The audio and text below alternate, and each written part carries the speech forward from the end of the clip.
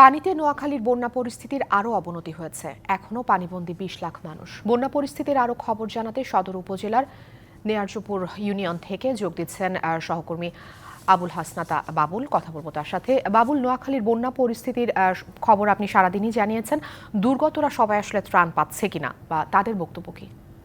এলাকাগুলিতে যে পরিমাণ ত্রাণ পৌঁছার কথা সেই পরিমাণ ত্রাণ পৌঁছাতে পারছেন না, কিন্তু ত্রাণ সরবরাহ যদিও পর্যাপ্ত রয়েছে জেলা প্রশাসনের পক্ষ থেকে এবং বিভিন্ন স্বেচ্ছাসেবী সংগঠন থেকে শুরু করে আহ, ধনী যে সমস্ত ব্যক্তিবর্গ রয়েছেন অনেকেই কিন্তু নোয়াখালীর বাইরের জেলা থেকেও কিন্তু অনেকে ঘাড়ি ভরে ত্রাণ এনেছেন, এমনটি আমরা দেখতে পেয়েছি। কিন্তু দুর্গত এলাকায় কোমরের উপরে পানি হওয়ায় এবং কোনো প্রকারেই যানবাহন যাওয়ার অনুপযোগী হওয়ায় ওই দুর্গত এলাকাগুলিতে কিন্তু ত্রাণ পৌঁছানো সম্ভব হচ্ছে না। ফলে নোয়াখালীর ২০ লাখ লোক পানিবন্দী থাকলেও এদের মধ্যে ২ লক্ষ লোক ইতিমধ্যে যে সমস্ত আশ্রয় কেন্দ্রে আশ্রয় নিয়েছেন সেই আশ্রয় কেন্দ্র দুর্গত এলাকার সেই আশ্রয় কেন্দ্রগুলিতে কিন্তু ত্রাণ পৌঁছানো যাচ্ছে না। এই ত্রাণ না পৌঁছানোর কারণে কিন্তু অনেকেই কিন্তু ক্ষুধার্ত অবস্থা রয়েছেন এবং মানবেতর জীবন যাপন করছেন, এমনটি অভিযোগ করেছেন যারা আশ্রয় নিয়েছেন সেই আশ্রয় নেওয়া ব্যক্তিবর্গ। ইতিমধ্যে জেলার সিভিল সার্জনের পক্ষ থেকে যদিও মেডিকেল টিম গঠন করা হয়েছে, কিন্তু সেই মেডিকেল টিমও কিন্তু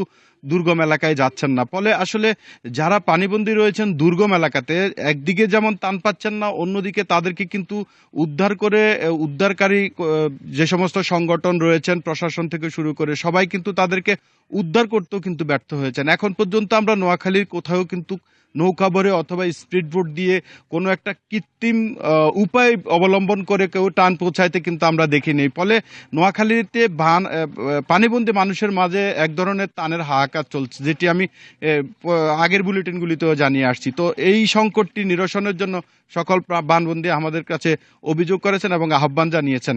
তো এই ছিল নোয়াখালী থেকে আমার কাছে পানিবন্দী মানুষের সর্বশেষ আপডেট। বাবুল, আপনাকে ধন্যবাদ।